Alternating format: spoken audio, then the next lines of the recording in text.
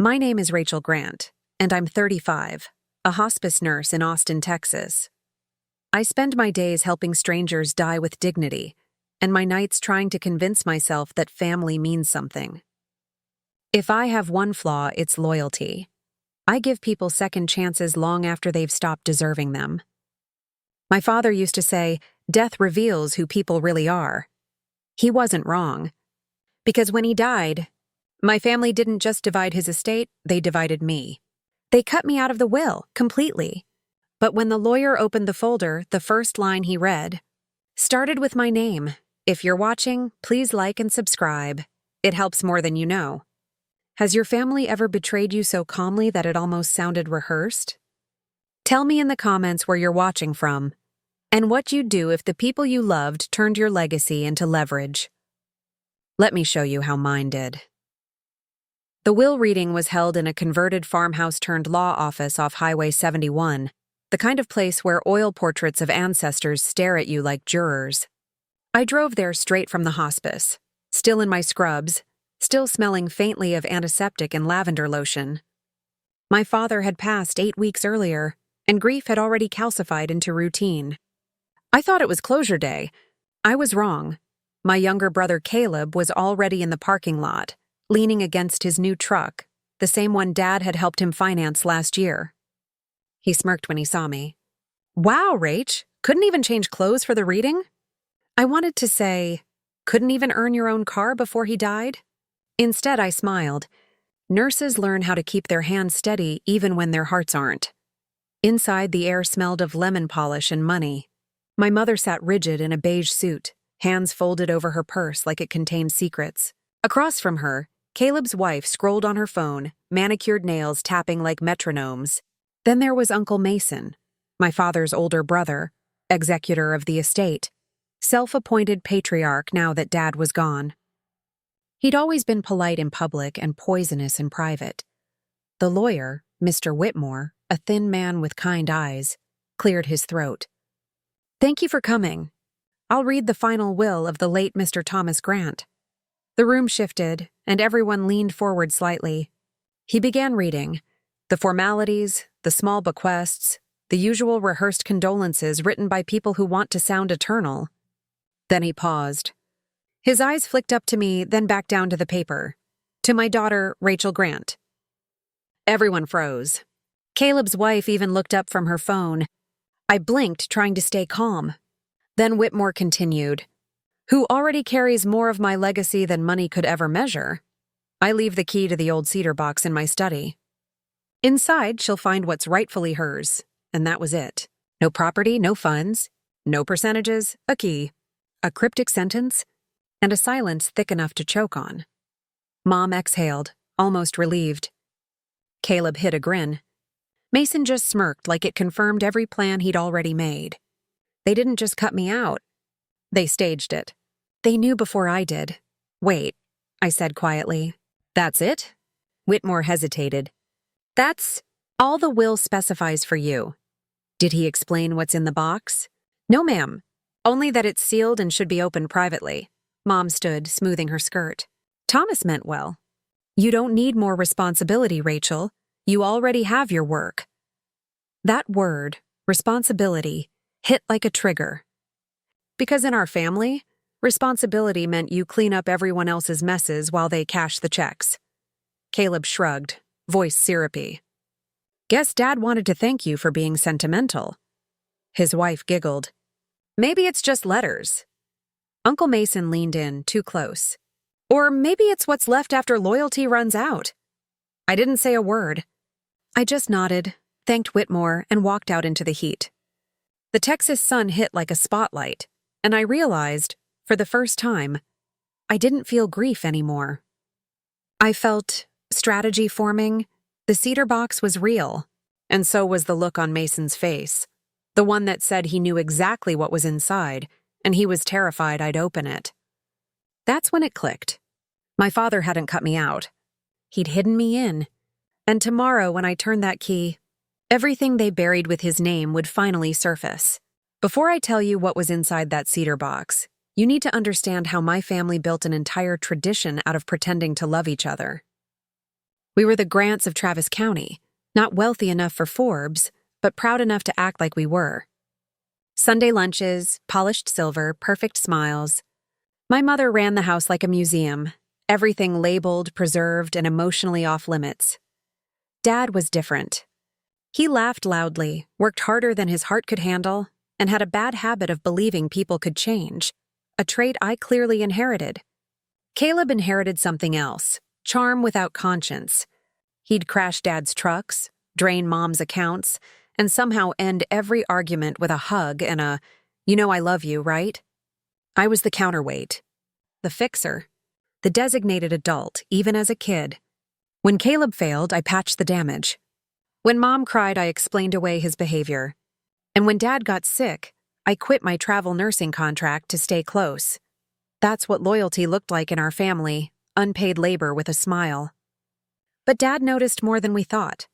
I'd catch him watching me sometimes. That quiet, heavy gaze of a man who knows he's leaving behind a house full of debt, secrets, and a daughter who still believes in fairness. The last week before he passed, he called me to the porch. His voice was weak, but steady. "Rachel," he said, "one day they'll try to decide what you're worth. Don't let them." I thought it was just grief talking. Now I know it was a warning disguised as love. After the funeral, we didn't just bury him. We buried civility. Mom turned brittle, grief polished into control. Caleb became the new golden child, and I just kept showing up because absence was the only crime in our family. The will was drafted only 3 months before he died. Mason had arranged the lawyer to help with logistics. At the time, it sounded helpful. In hindsight, it sounded like a setup.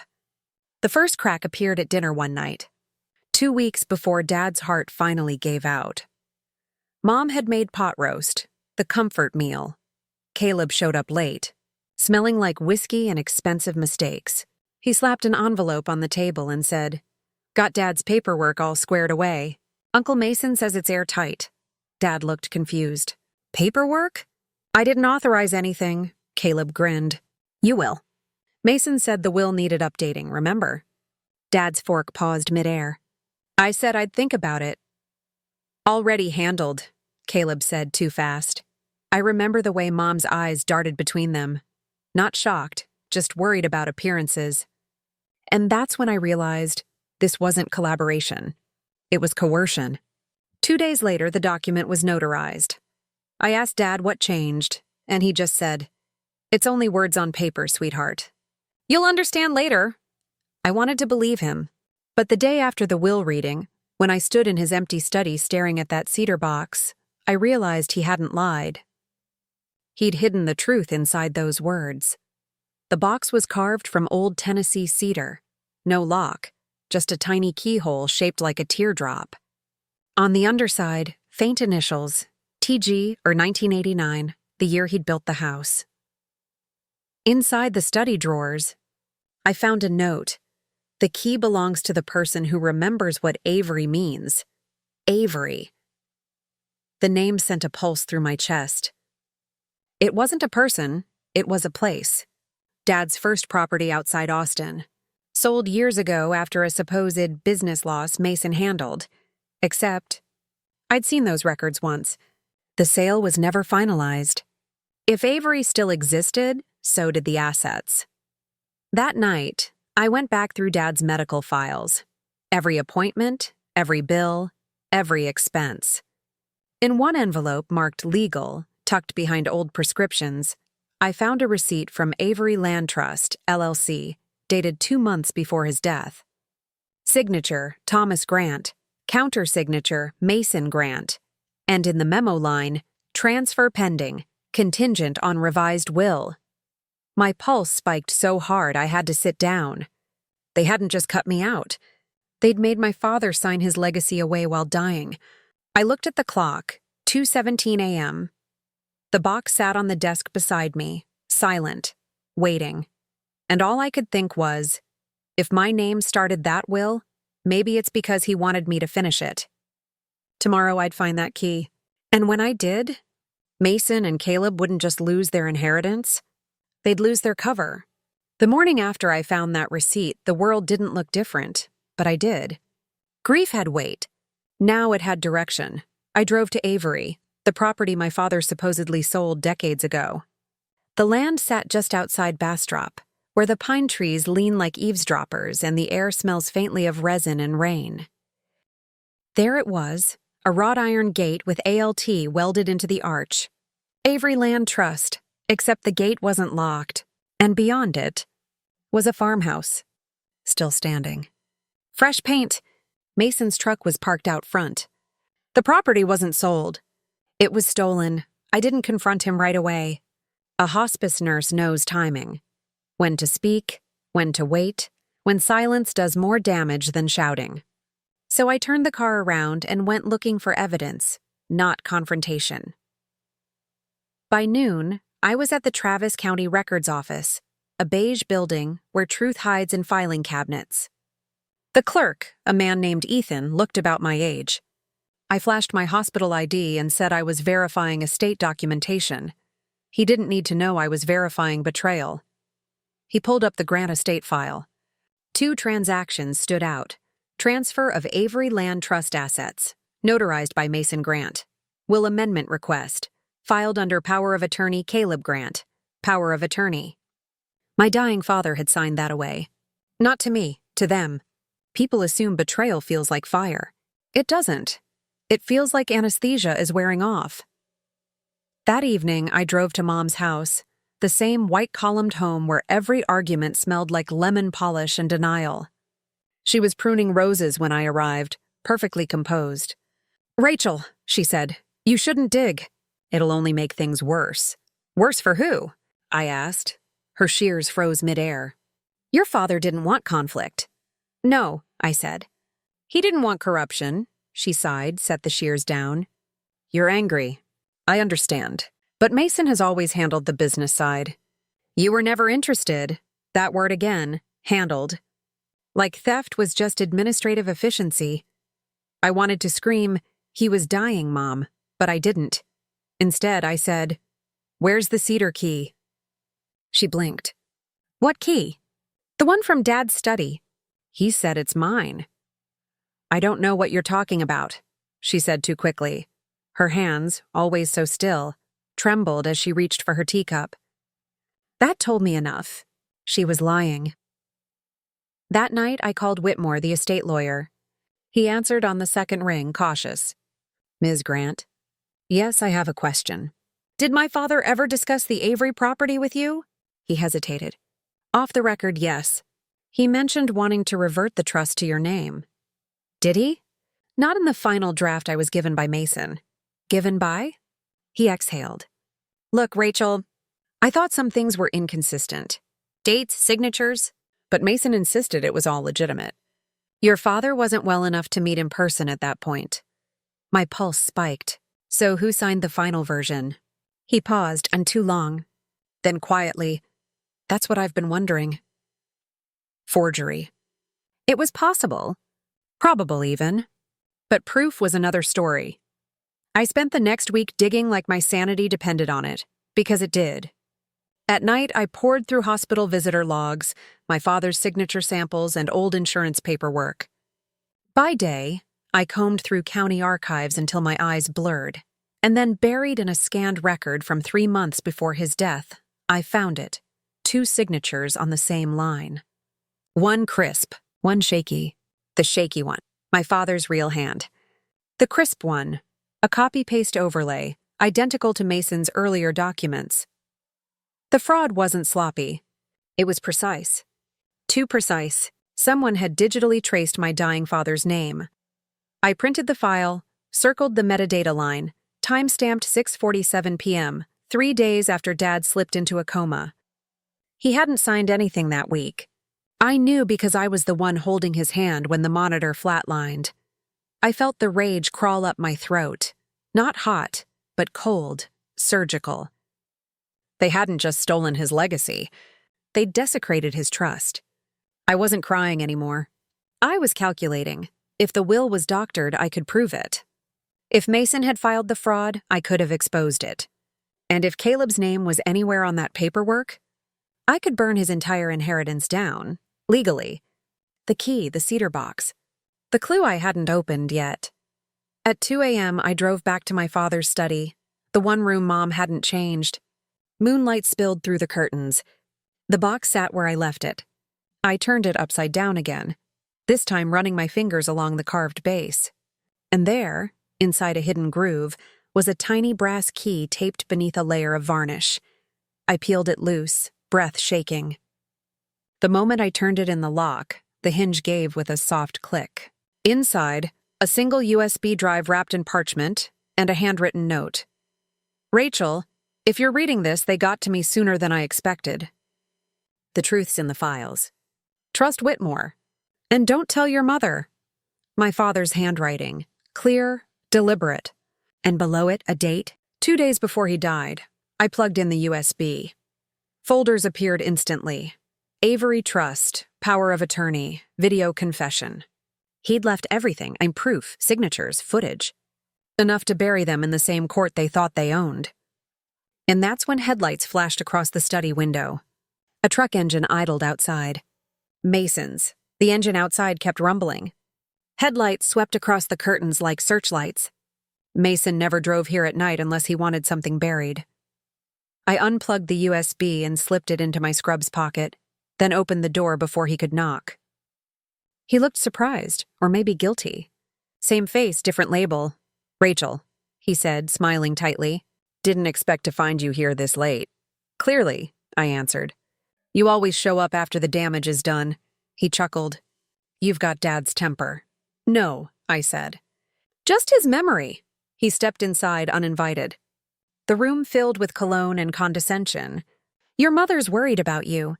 Says you've been fixating. On what? The property you claimed he sold? He froze just long enough to confirm it. You shouldn't go digging through legal files you don't understand. I tilted my head. You mean the ones you forged? His eyes went flat. Careful, Rachel. That's a serious accusation. So's theft. So's elder coercion. I stopped. His hand twitched toward his jacket pocket.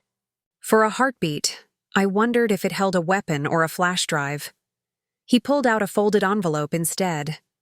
Dad's last words to me. You want to read them? He tossed it onto the desk. The handwriting was perfect, too perfect. Same pen, same ink, same pressure as the fake signature I'd found in the files. It wasn't a letter. It was an alibi. He leaned on the desk. You're spiraling. That's what grief does. Let's not turn family business into courtroom drama. Funny, I said softly. That's exactly what Dad told me you'd say. His jaw flexed. I stepped closer. He left a message for me, Mason, and it wasn't forgiveness. The silence cracked. He straightened, voice low. You think you're smarter than everyone, huh? Always the nurse, the caretaker, the saint. You never had the stomach for real responsibility. I smiled. Thin, surgical. Then you won't have the stomach for discovery. He blinked. Discovery. In court, I said. Where forged wills go to die. For the first time, he looked rattled. You wouldn't. You made that mistake before, I whispered. Underestimating the quiet one. He left a few minutes later, slamming the door hard enough to shake dust from the frames. I waited until his taillights disappeared, then locked every window. My hands were steady, but my breath wasn't. When I turned back toward the desk, the envelope he'd forgotten was still there. I unfolded it carefully. Inside was not a letter, but a pharmacy invoice. Dad's final medication order, morphine. Dated 2 days earlier than the hospital's own chart. Authorized by Mason Grant. Hospice protocols are strict. Every dose logged, every vial counted. But this was off by hours. Maybe days. They hadn't just rewritten his will. They'd rewritten his death. I drove to the hospice archive at dawn, heart pounding against the steering wheel. The night nurse, Angela, met me at the back door. An old friend, still in scrubs, eyes tired. Rach, what are you doing here? I need Dad's med logs from his last 48 hours, I said. She hesitated. That's confidential. So is murder, I said quietly. She looked at me for a long second, then unlocked the file room. We flipped through digital entries until we found it. Dosage, time, initials. Everything was normal until one line at 11:36 p.m., dose adjusted manually. Administered by M.G. Mason. Angela whispered, "That's impossible." "He wasn't authorized?" I stared at the screen, numb. "He was present, wasn't he?" She nodded. "He said he was family. I thought you'd approved it." He'd used my name to sign my father's death dose. When I left the hospice, the sun was burning up the fog. I didn't feel the heat. I just felt purpose. I called Whitmore. "Don't speak," I said. "Just listen." My father's death certificate, the will, and the property transfer all trace back to Mason. He was silent for a beat. "You have proof?" "I have everything. USB, invoices, timestamps, witness logs." He exhaled slowly. "Then we build a case, quietly." "No," I said, loudly. Because some crimes deserve light, not whispers. That night, I backed up every file onto 2 encrypted drives, one for me, one for the lawyer. Then I drafted a single email, addressed to the State Board of Probate and Healthcare Oversight. Subject line: potential forgery and unauthorized administration in the estate of Thomas Grant. Before hitting send, I whispered, "Dad, if this burns the family down, it's because they built it on lies." Send outside, thunder rolled over Austin. Inside, I smiled for the first time since the funeral. Tomorrow, the investigation would begin, and Mason would finally learn what it feels like to be written out. The morning after I sent that email, the world stayed quiet. No thunderous justice, no news alerts. Just silence thick enough to make doubt sound like truth. At first, I thought maybe the board hadn't seen it. Then I realized someone else had, because by noon, my phone lit up with a single message from Mom. "What did you do?" She never called. Only texted when she needed control compressed into a sentence. I drove to her house. The rose bushes out front were over-trimmed, her stress habit. When she opened the door, her face looked composed, but her hands gave her away, shaking slightly. Manicured nails chipped at the edges. "Rachel," she said, "you've embarrassed this family." "I reported a felony." "You sent strangers after your uncle, after your father's memory." I laughed. One sharp sound that wasn't humor. "No, Mom, I protected his memory. Mason exploited it." She pressed her lips together. "Do you hear yourself? This obsession, it's not grief. It's revenge." "Maybe it's both," I said, "but at least it's honest." She turned away, whispering, "He told me you'd ruin us." That sentence broke something clean inside me. Because he wasn't my father. It was Mason. The next few days felt like free fall. Family numbers stopped answering. Caleb blocked me. Mom changed the locks on the house where I'd grown up. Even Whitmore grew cautious. "We'll need time," he said over the phone. The board moved slowly. "Justice shouldn't crawl," I told him. "Justice crawls so revenge doesn't have to," he said softly. He meant it kindly. It still felt like betrayal. That night, I sat on my apartment floor surrounded by folders, medical logs, notarized copies, the USB drive like a black heartbeat on the table. For a moment, I considered deleting it all, pretending none of it happened. But then I saw my father's handwriting on the note again. "Don't tell your mother." He'd known exactly what she'd do, so I stopped mourning and started planning. The first step wasn't legal. It was psychological. People like Mason operate on silence. They weaponize family loyalty because they expect you to protect the brand, not the truth. So I decided to make noise. Not online, not in gossip, in documentation. I called Aunt Lydia, Dad's estranged sister, a retired accountant who hadn't spoken to Mason in a decade. When she heard my voice, she hesitated. "Rachel? It's been years." "I know," I said. "I found proof Mason forged the will." Silence. Then, "You're sure?" "Yes. And I need a witness who isn't afraid of Thanksgiving." She chuckled, low, bitter. "You sound like your father when he stopped pretending." By evening, she'd scanned old family ledgers, insurance records, and even the first Avery trust filings. Every single document showed one pattern, Mason's handwriting is everywhere. Mason's name on every revision. He'd been rerouting the family fortune for years. But while I built proof, they built narrative. Local gossip pages started whispering about Rachel Grant, unstable nurse. Someone leaked a story to the Austin Ledger claiming I'd fabricated documents out of grief. I knew who fed it. The timing matched too perfectly. The same day my board report went under review. I called the reporter, trying to stay calm. "Did Mason Grant contact you?" He hesitated. "Off the record?" "Yes. He sent medical notes claiming your father's death was peaceful and certified." "He's not a doctor." "I didn't say he was. I said he was persuasive." That's when I learned the truth about influence. Money doesn't just buy silence. It rents credibility. By week's end, I was suspended from the hospice pending review. They said it was a routine measure during an ongoing family dispute. I knew better. Someone had called them, probably using my own last name. I didn't cry. I made tea, because grief drinks chaos. Revenge drinks caffeine. Then I opened a fresh notebook and wrote at the top, Phase 2, Exposure Protocol. Underneath it, Recover. Dad's original medical authorization forms. Get Mason's digital signature metadata. Find the real will draft. Whitmore hinted existed. Turn isolation into evidence. At 2 a.m., my email pinged. Subject line: You don't know what you're up against. No sender name. Attachment: a single image. It was my father's hospice bed. Photo taken from the doorway. Timestamp: the night before he died. And in the corner of the frame, Mason's silhouette. That's when fear finally showed up. Not because I was in danger. Because I wasn't done, and they knew it. I forwarded the photo to my lawyer, encrypted copies to cloud storage, and one to myself labeled, If Something Happens. Then I whispered into the dark, You wanted war, Uncle Mason? Fine, let's make it legal. The next morning, I drove back to the courthouse, eyes raw but clear. This time, I wasn't the dutiful daughter.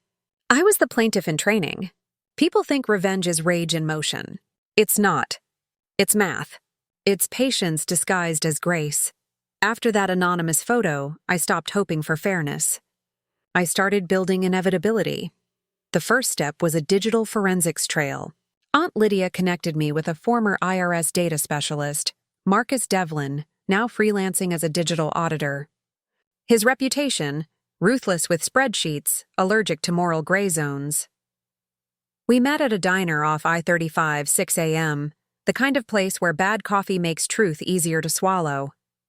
He slid into the booth, laptop already open. Your aunt said you've got family problems.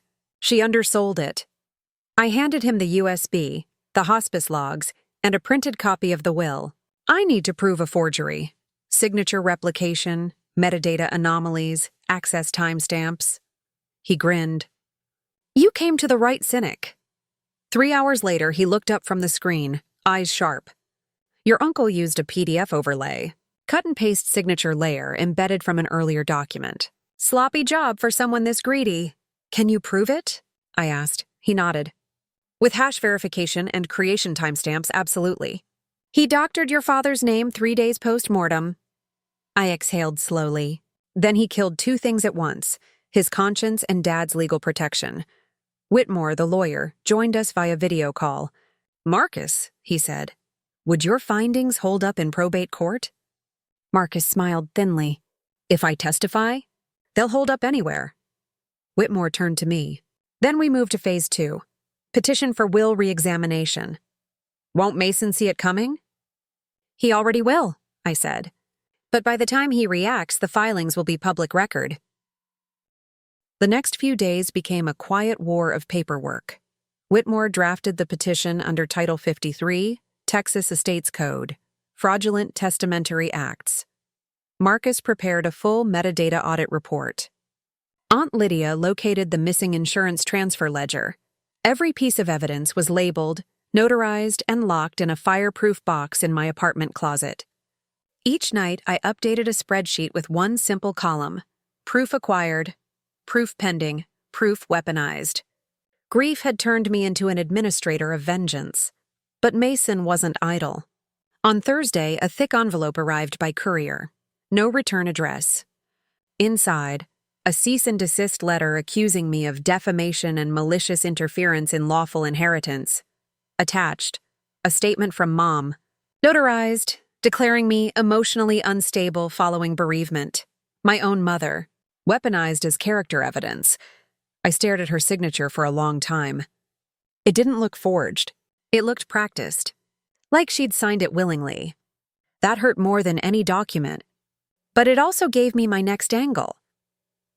If Mason wanted to use my instability, I'd make it impossible for him to claim clarity.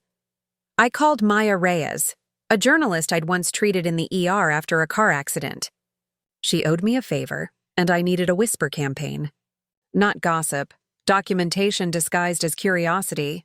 Maya, I said, what would happen if a reporter requested estate filings for public interest?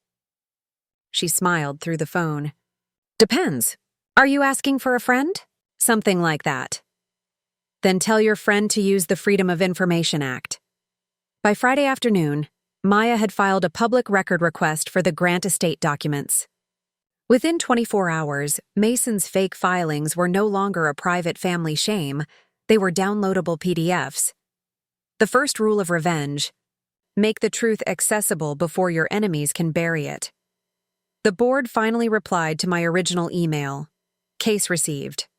Under preliminary review, do not discuss with involved parties. Too late. I already had, Marcus called that night, voice urgent. I traced Mason's digital footprint. He didn't act alone. The will edits came from 2 devices, his laptop and another under your mother's login. I froze. Mom? He nodded. Same IP, she co-signed the upload. So it wasn't just betrayal? It was conspiracy. That's when the plan sharpened. Step 1. Secure the moral high ground. Step 2. Secure the evidence trail. Step 3. Let them expose themselves. I printed 1 copy of Marcus's audit and mailed it to the probate court, certified delivery. A second went to the board's ethics division. A third, sealed in plain brown paper, went straight to Mason's mailbox, with a note in my father's handwriting, digitally replicated from the USB. Funny thing about forged signatures. Mason, they always leave fingerprints. By the time he read it, I was already gone, driving to the Avery property. The farmhouse looked smaller now, stripped of illusion. I parked under the pines, took out my phone, and opened the video file from the USB. Video, confession.mp4. Dad sat in a hospice chair, face pale but steady. If you're seeing this, Rachel, they convinced me to sign something I don't remember. Mason said it was for tax purposes. I don't trust him. The property, keep it. It's yours. The timestamp was clear. 3 days before his death. Proof. Undeniable. Not just of fraud. Of intent. I forwarded it to Whitmore, Marcus, and Maya. Then I uploaded it, not publicly, not yet, but to a secure cloud drive with scheduled release. Set timer, 48 hours. If anything happened to me, the confession would auto-publish to every major news outlet in Texas. That was the night I finally slept. Not peacefully, but with purpose. Revenge doesn't start with noise. It starts with a folder, a password, and a plan that breathes when you sleep. And mine was ready. Revenge doesn't arrive all at once. It starts in fragments, a rumor here, a whisper there, until the truth becomes louder than the lie. The first fragment landed on Monday morning. Maya called, her voice electric. Rachel, the Avery petition hit the court's online docket last night. It's public. You might want to check Twitter. I opened my laptop, trending in local feeds. Grant inheritance gate. Someone had posted screenshots of the will's metadata, timestamps, signatures, the PDF overlay Marcus uncovered. I hadn't leaked it. Maya hadn't either. Someone else had, probably from the courthouse clerk's office. Perfect. Because the moment truth leaks by itself, no one can accuse you of performance. By noon, the family chat exploded. Mom, take it down. You're embarrassing us. Caleb, what did you do? Me, nothing. The truth finally walked itself out. Mason stayed silent, which told me he was panicking. Small wins are like medical vitals. You don't celebrate them. You monitor them. The next win came 2 days later. Avery Trust's financial advisor called me directly. Ms. Grant, we've received notice of a pending investigation into the estate. Until resolved, all disbursements are frozen. Meaning? I asked. Meaning your uncle can't access a cent of the account. I smiled so slowly it almost hurt. Good, keep it that way. That single freeze was surgical. Mason lived on liquidity. Property flips, shell accounts, cash infusions disguised as consulting. Take away his flow, and he'd start sweating. By Friday, I had confirmation. Marcus texted he's moving funds offshore. Same laptop. Same trace, I replied, let him.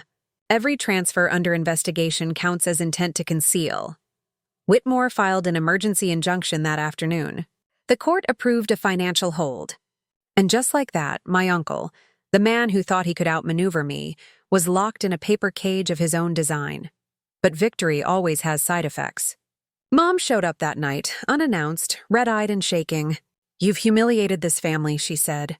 I saved it, I answered. You turned your father's death into a public circus. I looked her in the eye. No, Mom, Mason did. I just bought the ticket so everyone could see. She slapped me. Not hard, just enough to make memory sting. You'll regret this, she whispered. I didn't blink. Maybe, but you'll remember it. After she left, I sat in the dark, watching the city lights smear across the window pane. Revenge isn't about satisfaction. It's about symmetry. And for the first time, the scales were level. Then, the next morning, the real crack formed. Maya called again, laughing. You'll want to see the Ledger's headline. I opened the article. Probate power play. Austin family faces allegations of will forgery and coerced death. The piece was clinical, not sensational. Dates, filings, and a direct quote from the ethics board. Preliminary findings indicate inconsistencies in the Grant estate documents, now under forensic review. They didn't say Mason's name. They didn't have to. The photo beneath the headline showed him outside the courthouse, trying to look composed, failing miserably. That image traveled faster than I ever could. By afternoon, 3 of his business partners had temporarily suspended collaboration. His firm's website quietly went offline.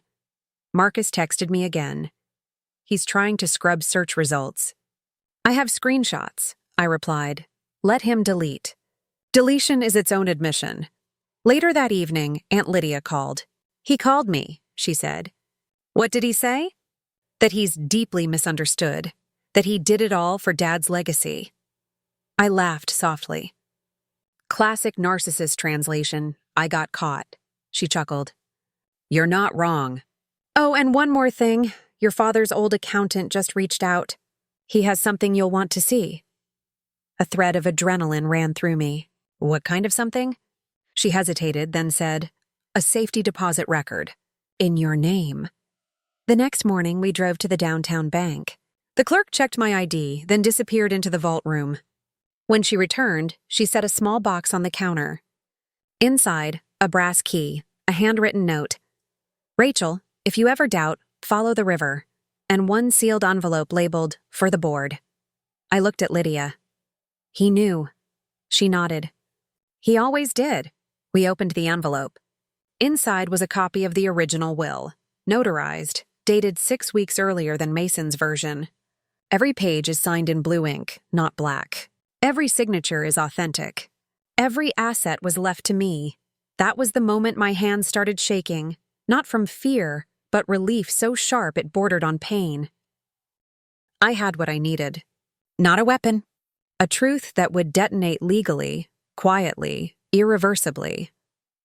I drove home with the document buckled in the passenger seat like a living thing. By nightfall, it was scanned, archived, and verified by Whitmore. He looked at me and said, "This changes everything." "No," I replied. "It confirms everything." He smiled faintly. Ready for trial? I looked past him, out the window, toward the river glittering under the city lights. No, I said.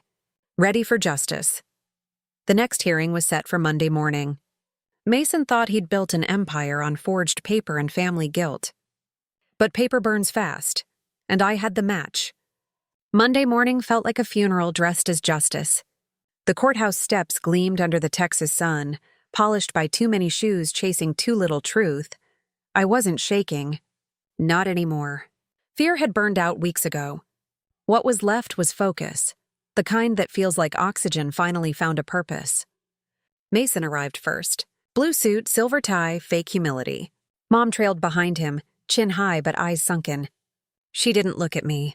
She didn't have to. I could feel her silence pulling like gravity. Whitmore met me at the door. You ready? Ready's not the word, I said. Resolved is.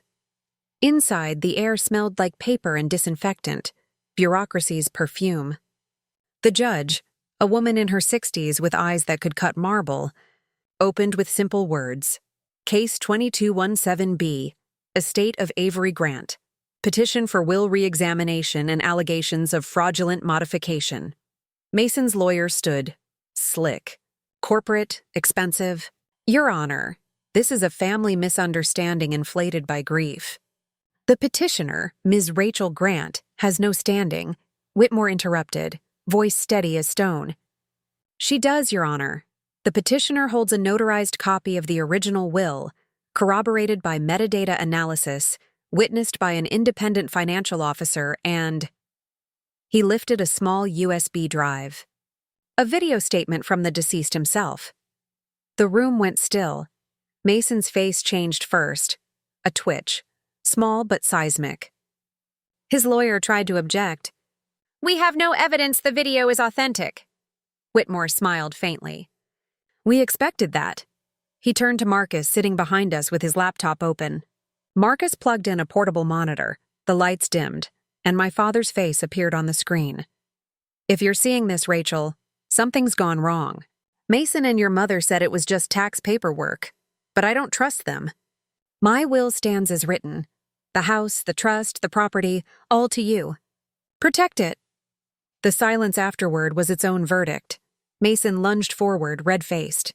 That video is edited. She doctored it. Marcus didn't flinch. Metadata says otherwise. File creation, March 12th, 10:47 a.m. Recorded on a hospice-issued tablet registered to Avery Grant.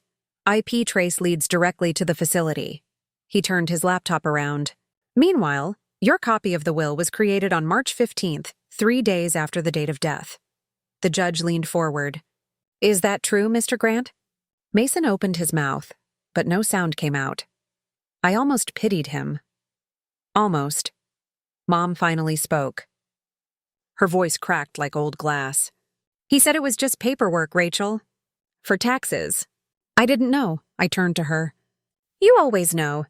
You just choose not to see. The judge's gavel hit once, sharp, final. Court will recess for review of the video and financial audit. All parties remain under order.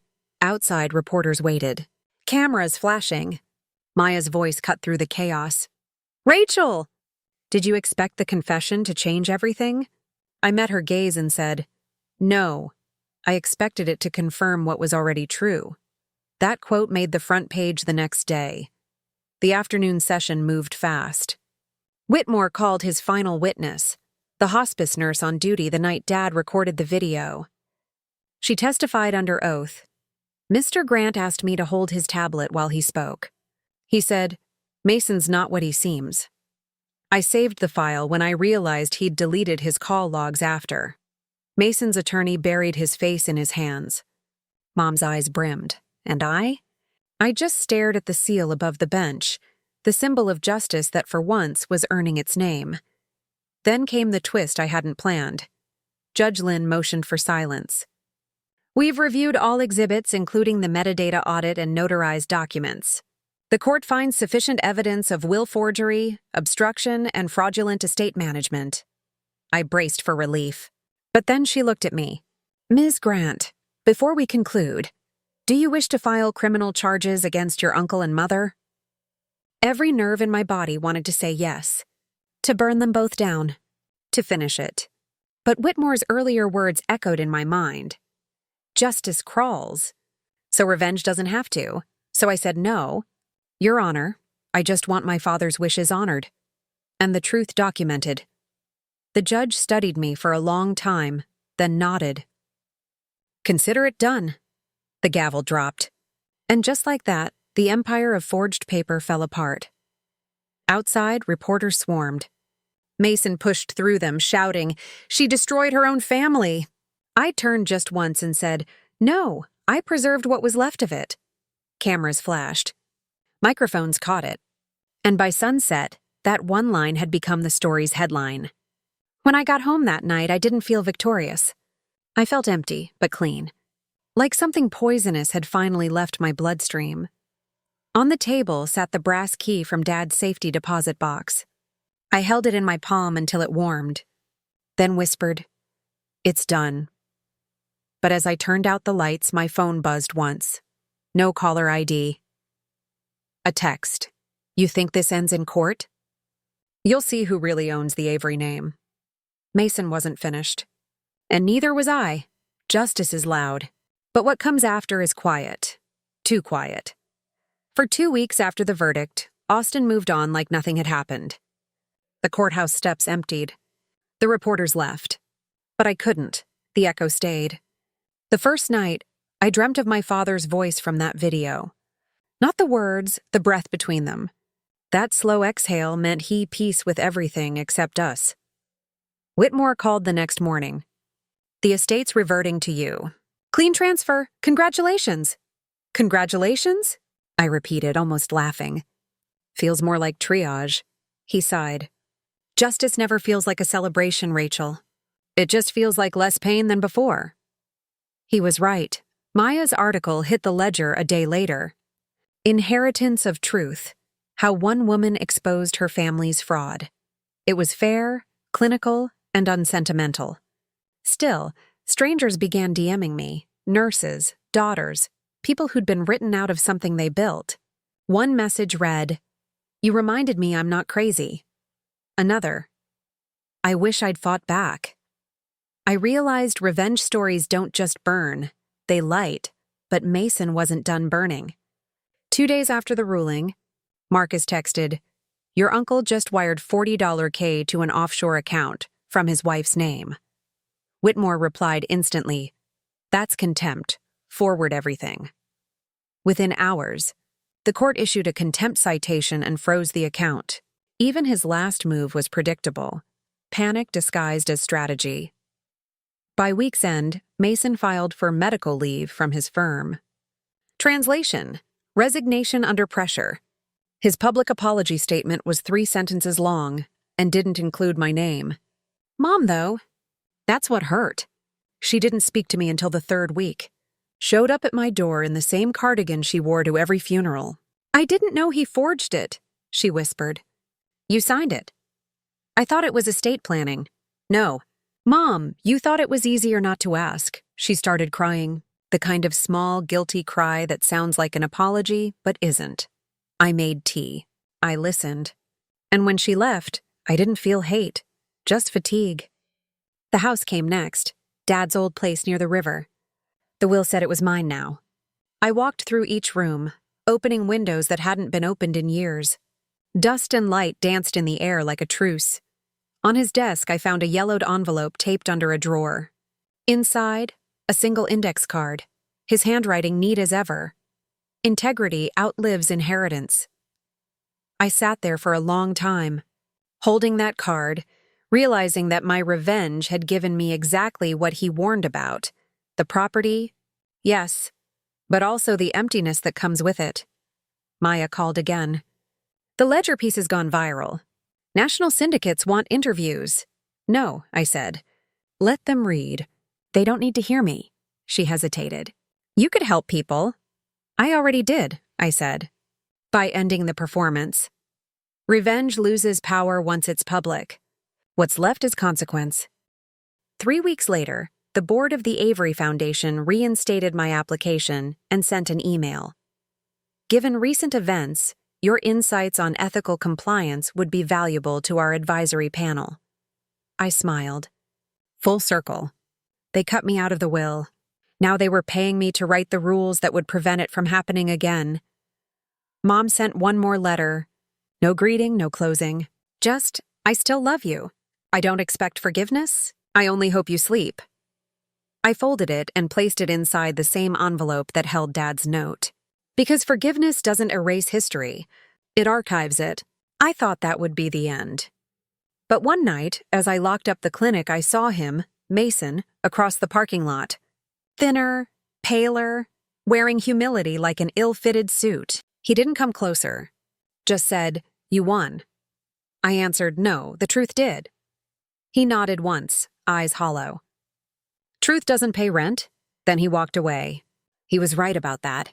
Truth doesn't pay rent. But it does buy silence, and silence, I learned, is priceless. By the end of that month, the city had forgotten the scandal. But I remembered everything. Every file, every signature, every betrayal that taught me boundaries. I'd stopped chasing fairness. Now I just practiced equilibrium. Sometimes revenge doesn't destroy your enemies. It just teaches them what living without you feels like. And sometimes that's enough. But the story wasn't over. Because one last document would arrive. One that would rewrite what I thought I knew about my father and what inheritance really meant. The final letter arrived on a Tuesday. Plain envelope, no return address. Postmarked 2 towns over. The same zip code as the hospice where Dad spent his last month. I almost didn't open it. I'd learned that paper carries ghosts and some of them bite. But curiosity is its own gravity. Inside, a folded page, his handwriting again. "Rachel, if you're reading this, you've already done the hard part. I knew they'd circle what I left you. I knew you'd let them. But I also knew you'd fight back when it mattered. The trust isn't just money. It's a fund. For people like you." I left instructions for it to convert into the Avery Grant Integrity Foundation. You decide what it stands for. You always were the compass. The room tilted. Not from shock, from relief that hurt deeper than any wound could. He hadn't left me wealth. He'd left me purpose. That night I walked down to the river, the same one he mentioned in his note. The current was low, the air warm, and the streetlights rippled across the water like confessions that finally stopped hiding. For the first time in months, I wasn't planning anything. Not a case. Not a strategy. Just breathing, Maya called the next morning. "Rachel, CNN wants to cover your story. Ethics, family, legacy. You're trending again." I smiled. Let them. "But this time, they'll be covering a foundation, not a feud." She laughed softly. "You've come full circle." "No," I said. "I've come clean. Revenge had ended weeks ago." What came next was reclamation. The Avery Grant Integrity Foundation launched 6 months later. Small office, 2 staff, 1 mission to fund caregivers, nurses, and daughters fighting legal exploitation. The irony wasn't lost on me. I'd spent a year untangling a will, only to realize my real inheritance was the will to change the rules. Sometimes healing doesn't look like forgiveness. It looks like documentation. It looks like teaching others how to protect what's theirs. Mom sent one final message after the foundation's launch. "Your father would be proud." I didn't reply. Some closure deserves quiet. Mason never resurfaced publicly. Last I heard, he'd moved to Arizona, consulting under a new name. Let him. Some people rebuild with guilt. Others rebuild with distance. As for me, I moved back into the river house. Painted the walls light gray. Hang Dad's old stethoscope by the window. Not as a reminder of death, but of duty. Every morning before my ER shift, I touch that brass key and say, "Integrity outlives inheritance." If you're watching this, please like and subscribe. It helps more than you know. But more than that, tell me where you're watching from. Have you ever been betrayed by the people who swore to protect you? Would you forgive or walk away and rebuild your own legacy? Because here's what I learned. Revenge doesn't have to end in fire. Sometimes it ends in documentation, in peace, in quiet ownership of your truth. My name is Rachel Grant, 35, a nurse from Austin, Texas. They cut me out of the will. but the lawyer butt-arted with my name. And in the end, that name was all I needed to start again. Integrity outlives inheritance. Always. End of story.